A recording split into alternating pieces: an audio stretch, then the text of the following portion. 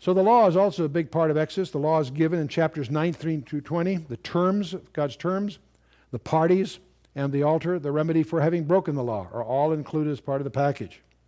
We also have the judgments, social judgments, others, rights and practices and so forth. And then the ordinance, that is the religious ordinances, the Sabbaths and the feasts are all spelled out. 10 Commandments you're pretty familiar with, I trust. Thou shalt have no other gods before me. Thou shalt not worship any graven image. These are all familiar to us, I think. Thou shalt not take the name of the Lord thy God in vain. This is widely misunderstood. I believe this has nothing to do with vocabulary. It has to do with ambassadorship. If you take the name of the king, you have a responsibility to represent him accurately, and that's what it's really talking about.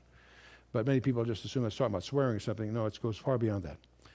Remember the Sabbath day to keep it holy. This does not ordain the Sabbath day. It was ordained in Eden on the seventh day when God rested from his creation. But he's calling in his 10 Commandments for these people, his chosen people, to remember that day, to keep it holy. And the Sabbath is indeed the seventh day, not the first day.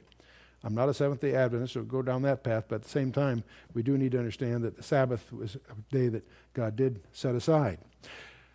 Honor thy father and thy mother, that thy days may be long. This is the one command that has a promise attached to it.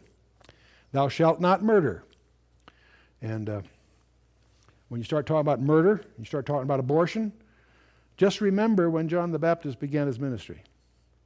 When he was 9 inches long, weighed 1.5 pounds, and he was still in the womb, he jumped for joy and was spirit-filled. Thou shalt not murder. Thou shalt not commit adultery. Thou shalt not steal. Interesting command that ordains private ownership. Private ownership is protected in the 10 Commandments, interestingly enough. You can't steal, stealing implies someone owns something. Right? Thou shalt not bear false witness, and thou shalt not covet. Boy, if Madison Avenue, I think, tried to get rid of that one. Okay. Why was the law given? This